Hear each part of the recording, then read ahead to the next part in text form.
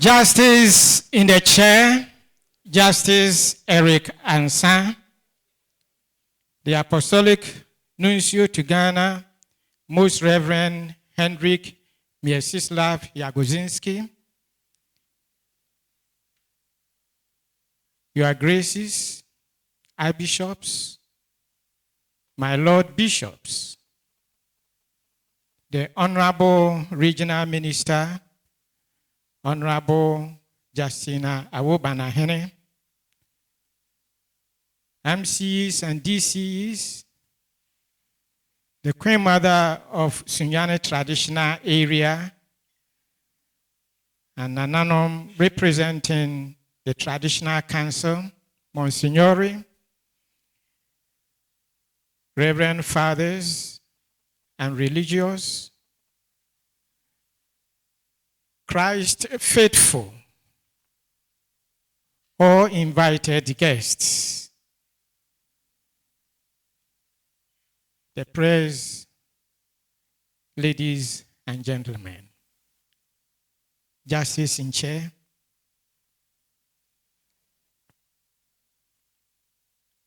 the church in Ghana, as elsewhere, is commissioned to evangelize. That is, to proclaim the good news of Jesus Christ, the Lord to all peoples. So Jesus told his apostles and all of us in Mathew chapter 28, verse 18 to 20. He said, full authority has been given to me both in heaven and on earth. Go therefore and make disciples of all nations. Baptize them in the name of the Father and of the Son and of the Holy Spirit. Teach them to carry out everything I have commanded you. And know that I am with you always until the end of the world. Now, this command to evangelize is given to all the baptized of the church. That is, bishops, priests, religious, and Christ lay faithful. And we carry out this duty individually, but most importantly, we share this duty in the spirit of collaboration amongst the different segments of the church. According to the Ghana 2021 Population and Housing Census, though the population of Christians in general in Ghana is growing, the number of Catholics in the country seems to be dwindling. Therefore, the theme of our plenary, fostering the growth of the Catholic Church in Ghana through collaborative ministry. Justice in chair, the results of the 2021 population census suggests that the Catholic population in Ghana as at 2021 was only 10.1%. That is a decline of almost 3% since the 2010 census. This low figure and the negative growth trend in numbers decided our theme for the 2023 Plenary Assembly of the Ghana Catholic Bishops' Conference, namely, fostering the growth of the Catholic Church in Ghana through collaborative ministry. Justice in chair.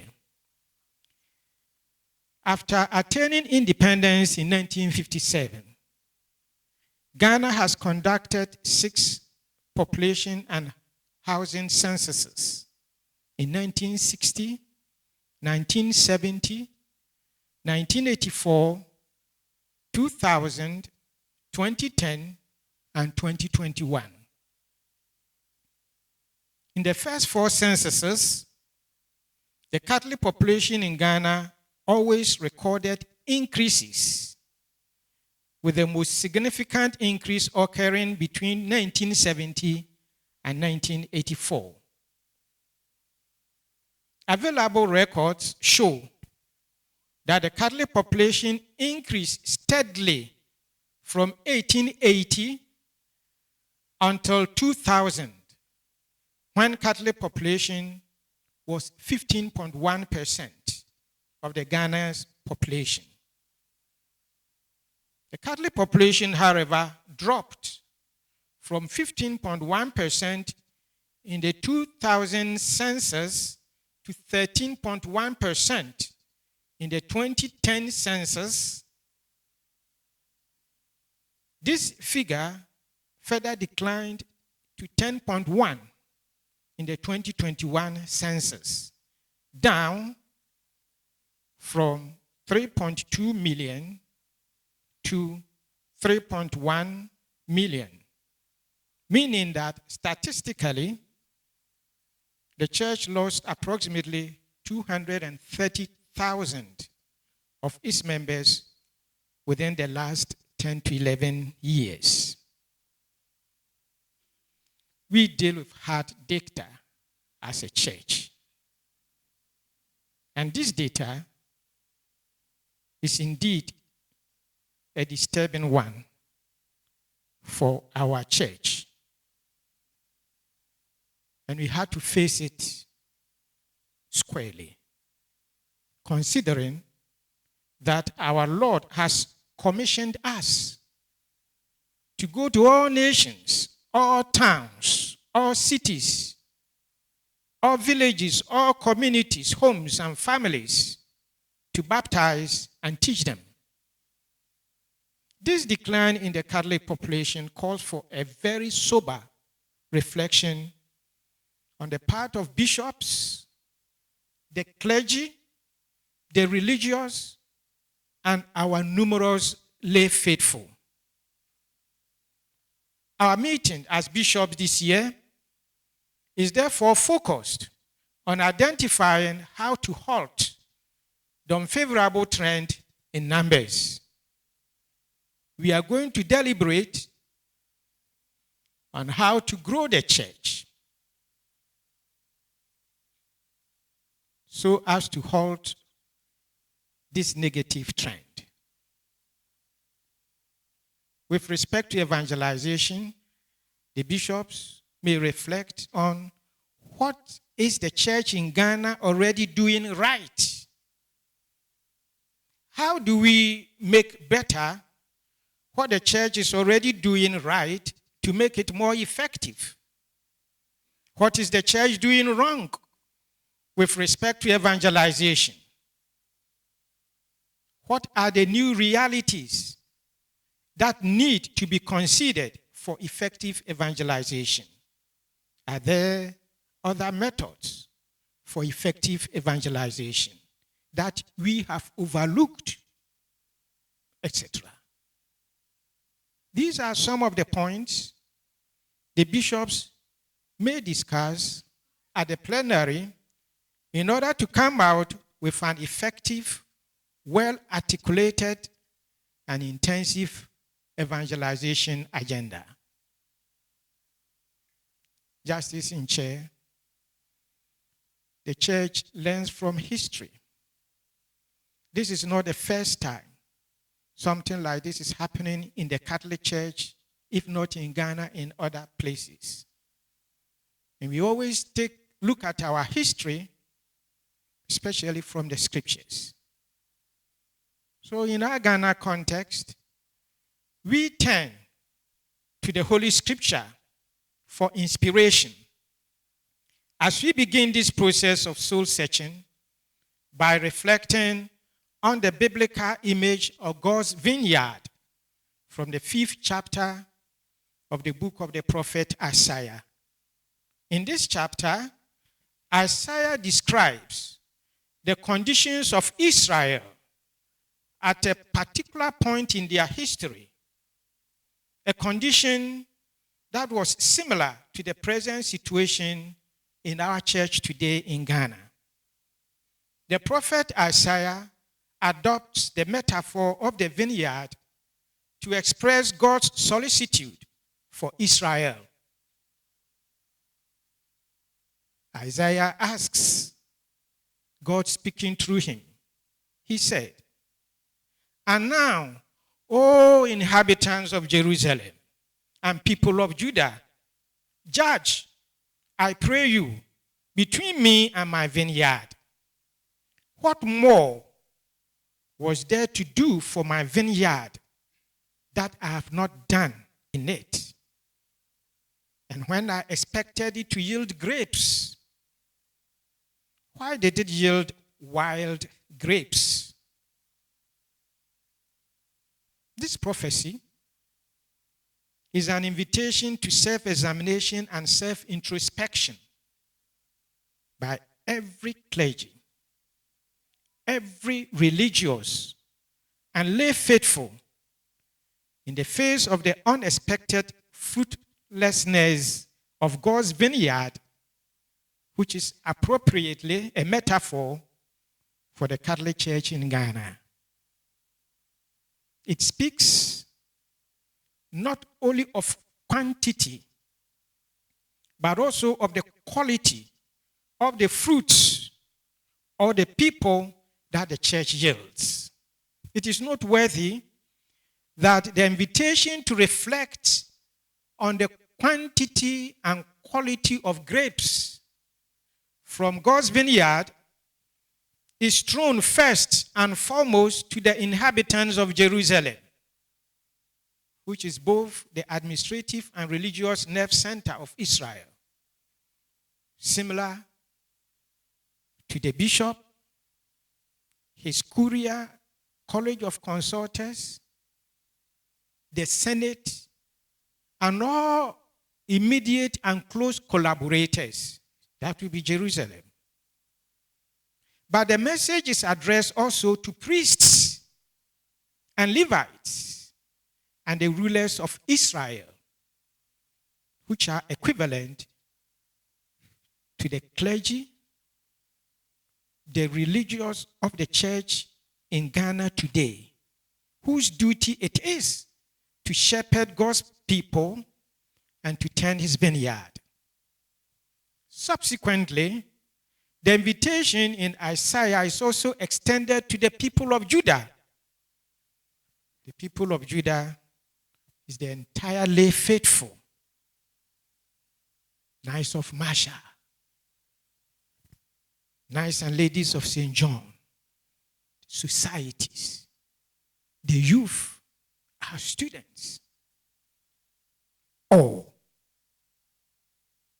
So let's note that the responsibility is not left on the shoulders of the leadership of the bishops. Indeed, every one of God's people is called upon to reflect on the reasons for the degeneration of God's vineyard. The Catholic Church in Ghana is God's vineyard. We reflect on how each member of the church might have contributed by commission or omission to its decay, the decay of the grapes. And therefore, what needs to be done to restore it, to cure it, so that God will come and find worthy grapes. The nurturing of God's vineyard, the church, to bear abundant fruit is therefore a collective responsibility that can be achieved only through collaboration.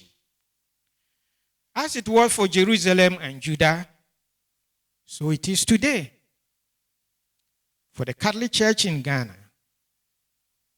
We, your bishops, are meeting, and it's an emergency meeting,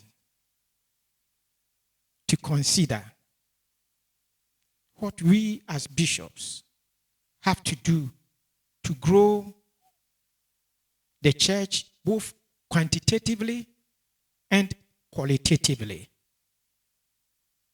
Our lay faithful are also invited and they are required, as a case of emergency, to have a plenary, and as soon as possible, like the bishops are doing, to discuss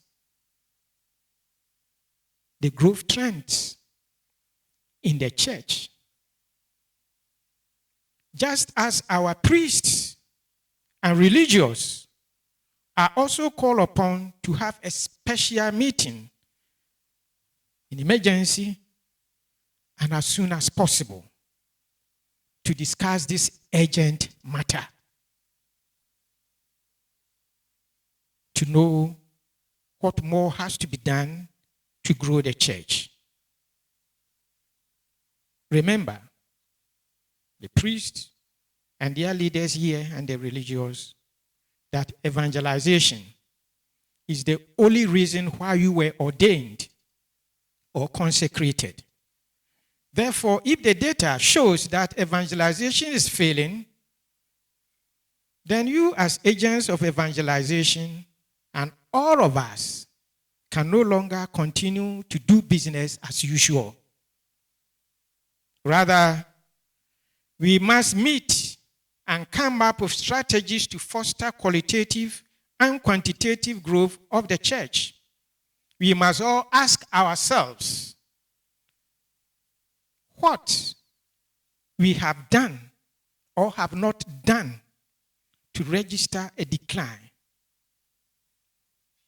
or a stalled growth in the Catholic population in Ghana.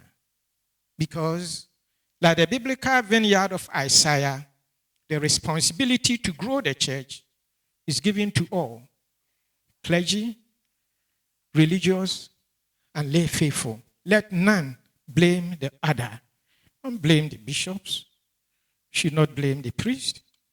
Should not blame the lay faithful.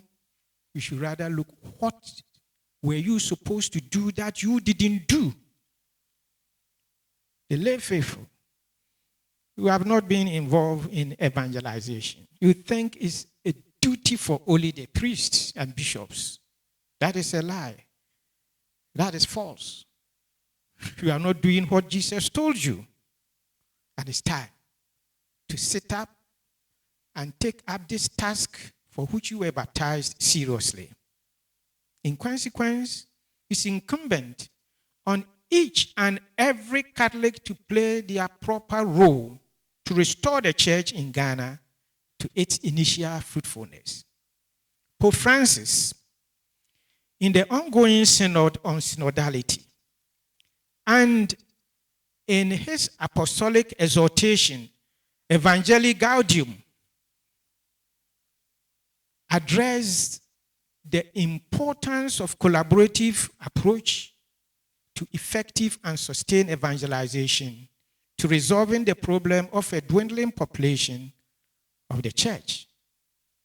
In this letter, Evangelium Gaudium number 120, the Pope states, in virtue of their baptism, all the members of the people of God have become missionary disciples. All the baptized, whatever their position in the church or their level of instruction in the faith, are agents of evangelization. And it would be insufficient to envisage a plan of evangelization to be carried out by professionals, while the rest of the faithful will simply be passive recipients. The new evangelization calls for personal involvement on the part of each of the baptized. Every Christian is challenged here and now to be actively engaged in evangelization. Indeed, anyone who has truly experienced God's saving love does not need much time or lengthy training to go and proclaim that love. Evangelium Gaudium number 120. Now, these words of the Roman Pontiff underline both the urgency of the call to evangelize the entire universal church, of which the church in Ghana is an integral part. The invitation is to all the baptized. And the Pope's emphasis is on the need to encourage everyone to participate in this mission in whatever capacity we are, as pastors or catechists, as parents or children, as youth or elderly. Everyone has to come on board to foster the growth of the Catholic Church in Ghana. The Second Vatican Council is at pains to remind every Catholic of their responsibility to participate in evangelization, when during the council the bishops stated, they said, in the organism of a living body, no member plays a purely passive part. Sharing in the life of the body, it shares at the same time in its activity. Between members of a body, there exists further such a unity and solidarity that a member who does not work at the growth of the body to the extent of his or her responsibilities must be considered useless to both the church and himself. Apostolicam Actio Citatem, number 2. He said, you are useless to both the church and yourself. The second dimension of Isaiah's prophecy, which needs to guide the reflections of this plenary and the plenary of the clergy and religious and plenary of our lay faithful,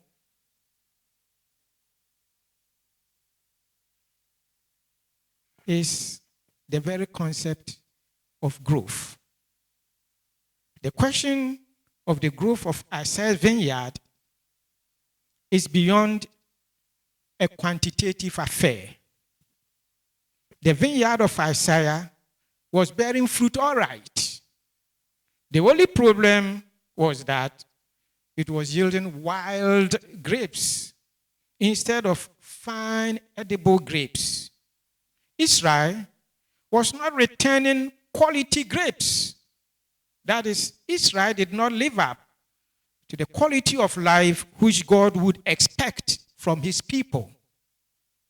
Now, the challenge facing the Catholic Church in Ghana is more complex than you see.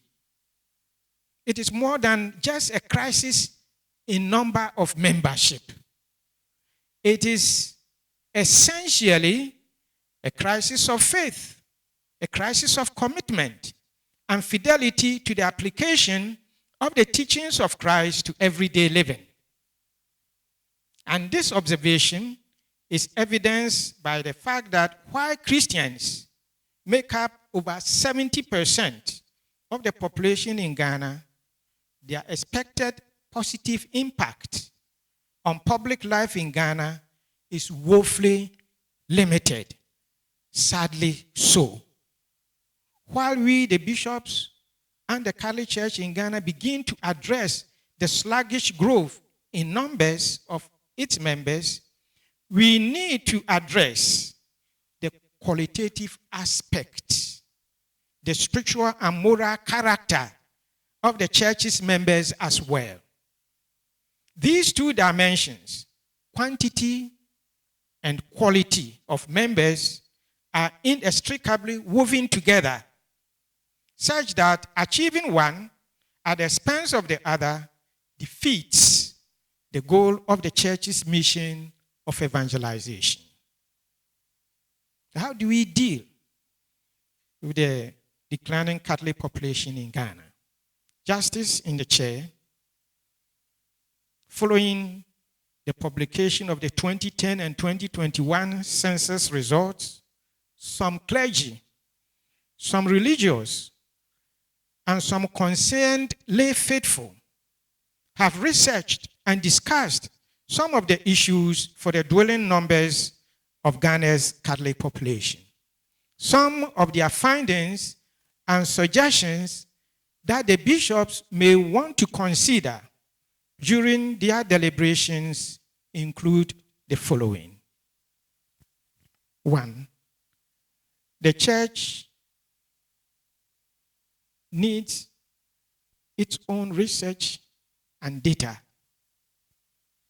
The Catholic Church in Ghana can begin to compile and monitor all data on the church, including data on the growth of membership on short-term basis, to allow the church to address teething challenges that may arise in time.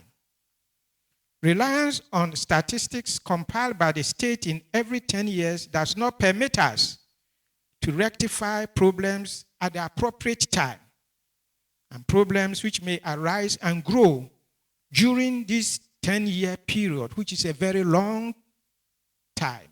And before we identified, the harm might have been caused already. As a result, the bishops may want to consider setting up a research department at the National Catholic Secretariat and replicate the same office in all arch and dioceses to collect and monitor their own data on membership and other variables in the church. In the pastoral guidelines issued at the end of 2014 National Pastoral Congress, the bishops recommended that in order to take an informed decision to respond to the problem of people living in the Catholic Church for other churches or sects, we direct that specific research be conducted at the national and local levels by experts to offer proposals for implementation. Pastoral Congress Guideline number 7, page 17. This is urgent and must be given the necessary attention it deserves by the bishops during their meeting, including this one. 2, catechesis. The church in Ghana may embark on an aggressive catechesis to deepen the knowledge of the lay faithful about the faith. Many of them know too little to defend it, let alone to teach it. The church must strengthen and deepen the catechesis offered for the reception of the sacraments, particularly the sacrament of Christian initiation, so that the catechesis is not only theoretical, but one that leads to true conversion of heart and mind of the catechumens. The bishops may want to consider, these are suggestions from the researches that others have done, that the bishops may want to consider for use in all the dioceses the Catechism of the Catholic Church as the basic handbook for instructions for the reception of the sacraments and for the instruction at the Sunday liturgy of the Word for the Holy Childhood. The research said, what is our manual for catechism? Different dioceses have different manuals, and even what we have is not consistent. It's not orderly. It's not faith-building. Formal post-catechetical instructions may be introduced and encouraged, just as catechists should be adequately trained, well-resourced, and sufficiently remunerated to enable them carry out their ministry. It is time for the church to consciously teach the faithful about the false security and dangers of the prosperity gospel. They think we shy away at the so sensitive that we may offend. And in the process, you're unable to reveal the dangers that people live and go to inherit in these sects and other areas. But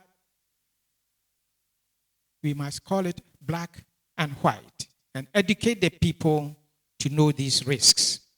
3, diocesan pastoral plans. The bishops may want to consider the necessity of all dioceses and archdioceses developing and implementing short, medium, and long-term diocesan plans for evangelization with set targets. The aim of these plans should be strengthening and promoting primary evangelization in the various jurisdictions.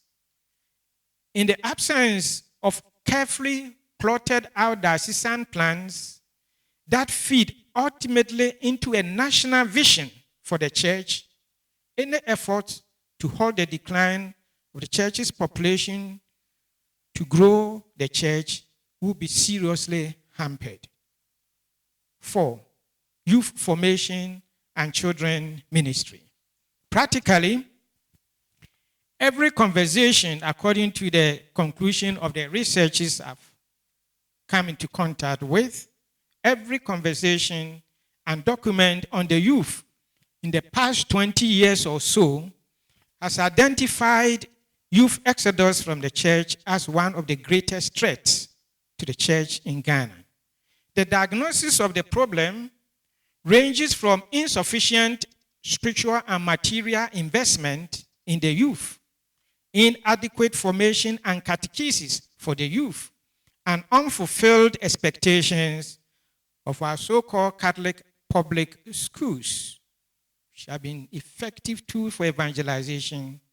Now, where are our schools? Catholic in name. And we have been expecting what it used to do in the past, that we also expect that they may be doing so now. Something must be done about it according to those who have studied the situation. The majority of our youth are often left unsupported to battle with the challenges in their spiritual and material lives. They therefore seek support elsewhere, which sometimes leads them to abandon the church. We have to consider creating a well-structured catechetical and other formation programs for the youth and children, taking into consideration the pastoral and other socio-economic needs of our time. The youth can then be formally invited to collaborate in direct evangelization once they have been well equipped, even if not fully equipped. Our chaplaincy units in both Catholic and non-Catholic basic schools, colleges of education, and universities can be better resourced with trained, competent, and hardworking chaplains. Material and financial support for the chaplaincies is of utmost importance if we are to heal this hemorrhage of the youth from the church. 5, liturgical celebrations and evangelization. In a recent address to liturgists, Pope Francis observed that a liturgical celebration that does not evangelize is not authentic. It is required that our bishops may continuously encourage their direct collaborators, that is the priests, to always plan, prepare, and celebrate lively, that is spiritual liturgies, that bring the faithful closer to God and to one another. they are encouraged to give homilies that are relevant to the faith and morals of the members. Such liturgical celebrations do not only respect the liturgical norms, but also reflect the hopes, the joys, the aspirations, and needs of the people. Now, the penchant to copy Pentecostal and charismatic styles of worship and prayer is not the solution to our dwindling numbers, as attractive as it may look like, even for some of our clergy. That is not the answer. You rather train and prepare them to live rather than to stay. Rather, a liturgy, well prepared and celebrated, is a powerful and effective way of evangelization. 6, Catholic population and urbanization. Some of the discussions and things that have come out through this research of those who have looked at the Catholic growth, they observe that a dimension of Ghana's demography is rapid urbanization. According to the 2021 population and housing census, 58% of Ghana's population now lives in urban centers.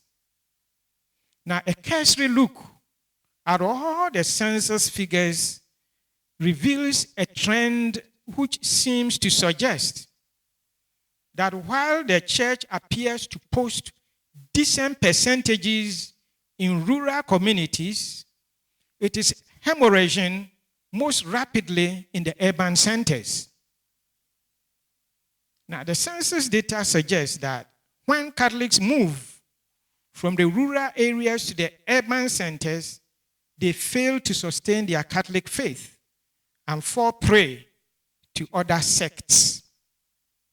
Now, the reasons for this sad phenomenon needs to be studied carefully, passionately by our bishops and their major stakeholders in order to find a permanent solution to the problem. Are they taken care of? When they move to the cities from the rural areas, who cares for them? Who searches for them?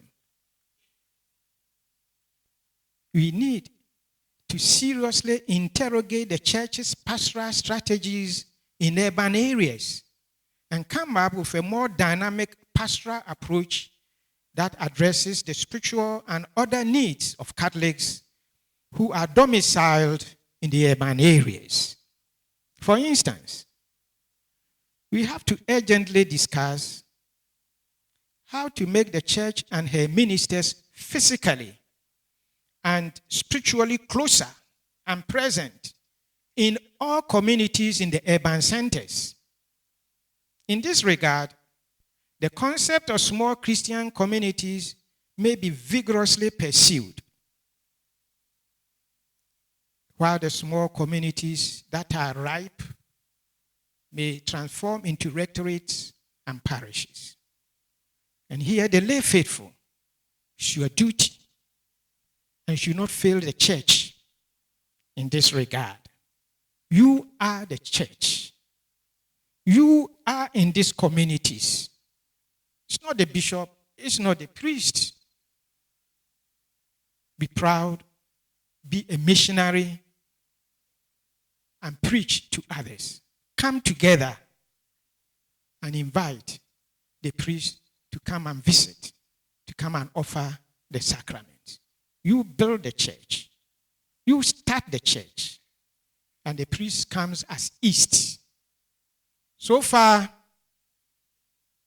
the laity have shifted all things as if they could do it to the clergy, to the bishop. But you can't shift it. It's your duty. And once you convince yourself that it's their duty, the bishop and the priest, you know you are lying. It's a commission to you.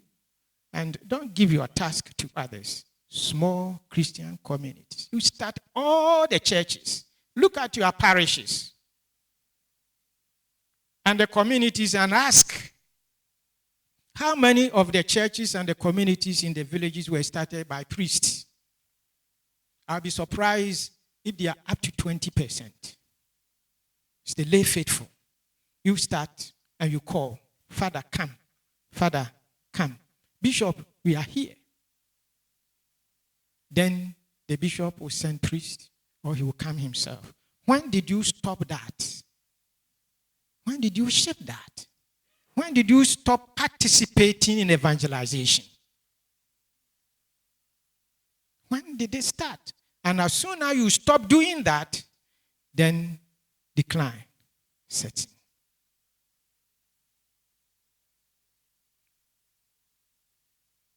Please sit up. This is a very serious matter. The only reason for the church to be, and if we are not doing it, it's not time for accusation, but a time to remind ourselves of the responsibility of each and every one of us.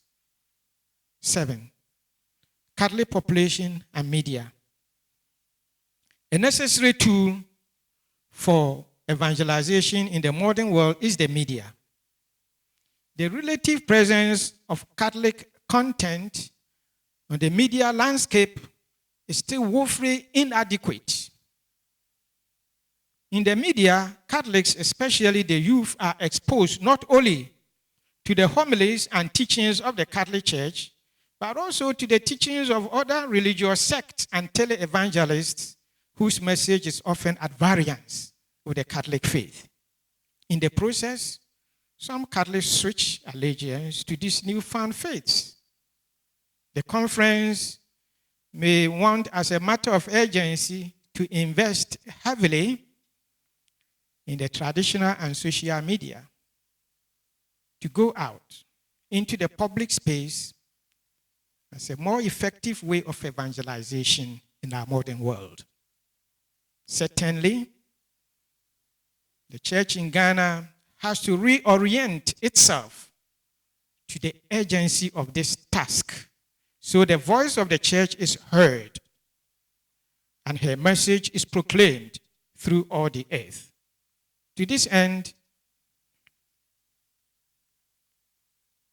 the bishops call on all Catholics, the laity especially, the societies, Knights and Ladies of Marshall, Knights and Ladies of St. John International, Christian Mother, St. Teresa, CWA, Sacred Heart, all the societies, we call on you and appeal to you as you are part in evangelization to please donate generously to support the Lumen Christi television project currently underway. We are stuck. Why? The laity who are supposed to contribute money for evangelization through the media, they don't see it as their responsibility. The little money that we got finished, and we are marking time. But you, the lay, you have the money. And God has given you the money. And he gives it to you to evangelize, to use it to evangelize. So you decide whether you do it, you go to all corners of the earth through the radio and TV to do it, or you will not do it. That is your decision. To God's instructions to go and evangelize through the television. Justice in chair, may I make the following observations before I sit down. We, the bishops, as we deliberate on how to grow the Catholic Church in Ghana, we will also reflect on the growth and the development of our beloved country, Ghana, especially as we prepare for political elections in 2024. We all know that the people of Ghana repudiated the many years of military rule. Most Ghanaians longed for constitutional democracy. And we had hoped that this system of government, also we were made to believe, will give Ghanaians both political and economic freedom. Yet, after almost 32 years of what is supposed to be a democratic governance, we all know, I'm not saying it, we all know where we are as a country.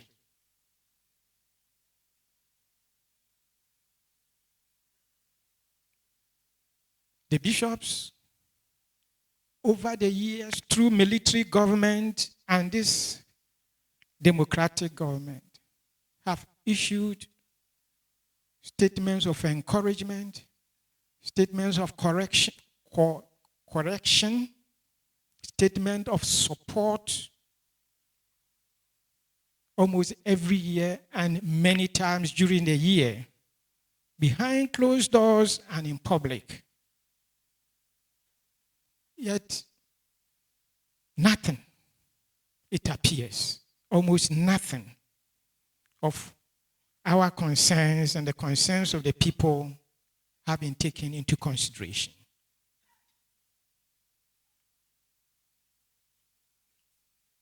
Yes.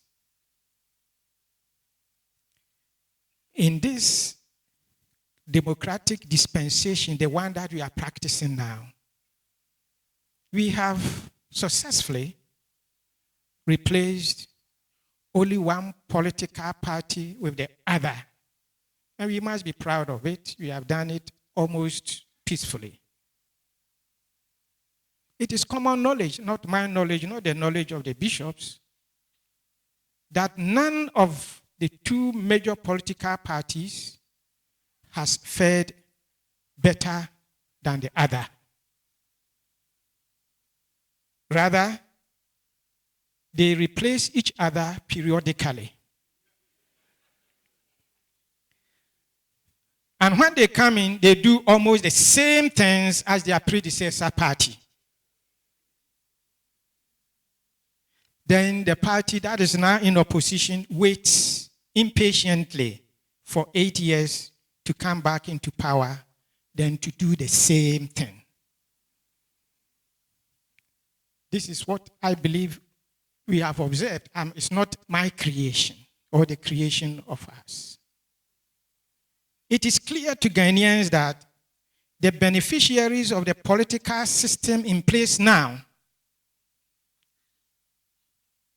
are not the people, but the politicians and the political actors and others in high positions. Ghanaians are witnesses to the accumulated wealth which those in power make in record time and as soon as they enter politics. Ghanaians, we look on helplessly because those in authority are protected by the so-called constitution to do what they do. And they are never prosecuted, they are not punished. Because the politicians there protect their kind. They are at liberty to listen or not to listen, to accept correction or not. And they do so, and nobody can do anything to them. And that is the system for a few. So how long are we going to bear this? There have been no significant positive changes in our economy since we became an oil-producing country, what is the difference between when we got oil and now in the economy? Now, what happened to the gold and other mineral resources? Why are most of our roads in such deplorable state? Why do we keep going to the IMF?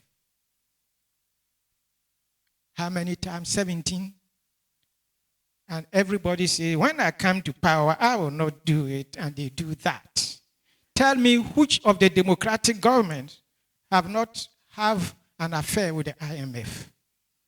It may have different name like HEPEC or whatever, but it is all IMF. Why do we keep borrowing so much when we are rich? We are a rich nation.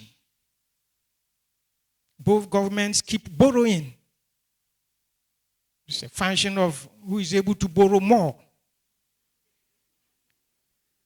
And we are now in a deep financial crisis.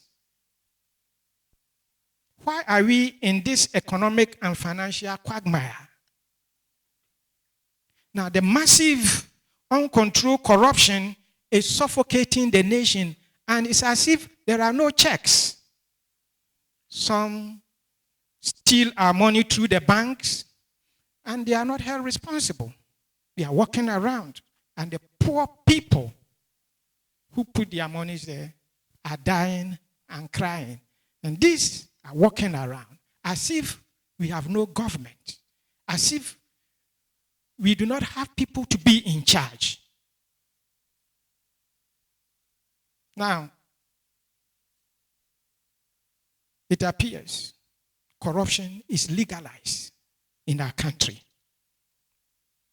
What should Ghanaians do, since the existing form of democracy helps only a few and leaves the majority behind? What about the impunity and arrogance of some politicians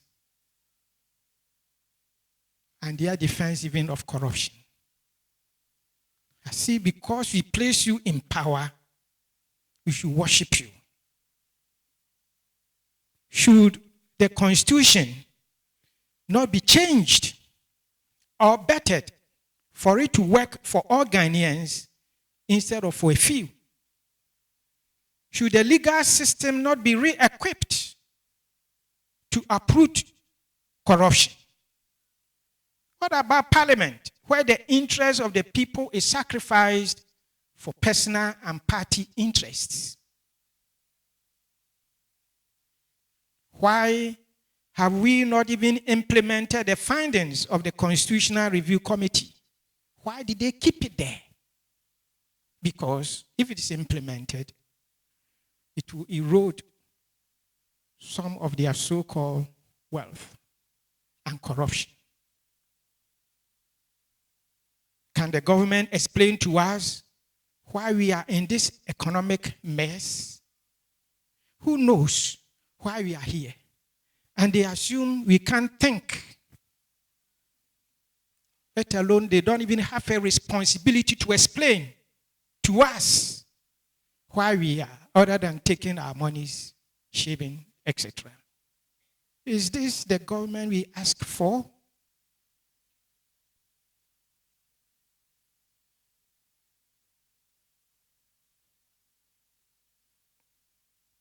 What explanations can the two political parties give to Ghanaians for the favorable agreements we sign on our oil, minerals, power generation, etc.? If even we can't read it, can't it be explained to us? And don't we see the results of the agreements that they do? Why are we poor? Ghanaians more and more no longer accept the old explanations that government of Ghana have been giving. People say we bishops should talk. We talk publicly and behind closed doors. But All our talk, what did you do? They will listen, nothing. Because the system there protects what they are doing.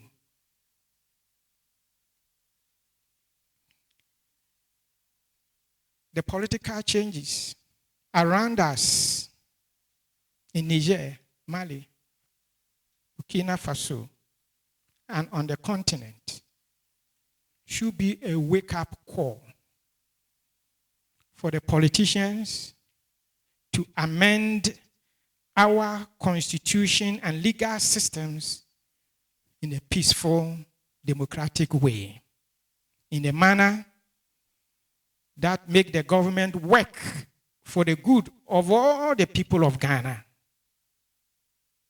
Justice in Chair, during our meeting, we shall pray and deliberate on these observations and other challenges that we currently face as a country. And we will share our recommendations with all Ghanaians and the world at large. What I have said here is something that you all know. Probably you are afraid to say it. I've only said what you all know. It's not my creation. In conclusion, Chair, the Church needs to adopt a multi-pronged, all-hands-on-deck approach in her efforts to reverse the downward trend of her numbers. In this regard, we must use both the shepherd's approach and the fisherman's approach of evangelization. Additionally, we must adopt what Professor Kofi Awosabo Asare, one of the researchers I contacted, he calls it the 3D approach for catechetical instruction of our faithful, namely doctrine, discipline, and discipleship and devotion.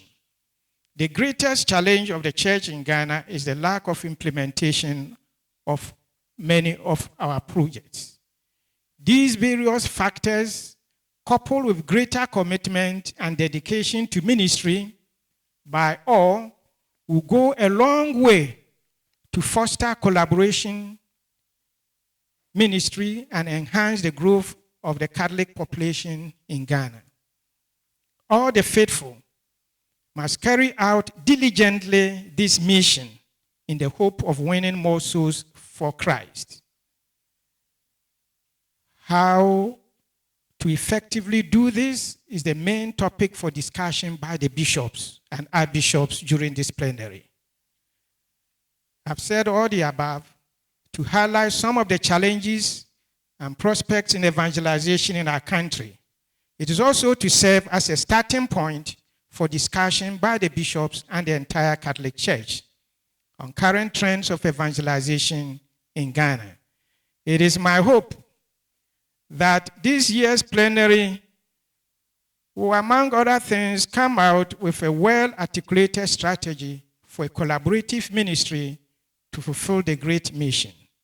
Namely, go therefore, make disciples of all nations, baptize them in the name of the Father, and of the Son, and of the Holy Spirit, and know that I am with you always, until the end of the world. I trust that together with the entire lay faithful, in a collaborative way and guided by the Holy Spirit, especially during the plenary, we can rejuvenate our evangelizing mission in the church. On this note, I hereby, as the president of the Ghana Catholic Bishops' Conference, declare the 2023 Plenary Assembly of the Ghana Catholic Bishops' Conference here in the Catholic Diocese of Sunyani duly opened in the name of the Father, and of the Son, and of the Holy Spirit.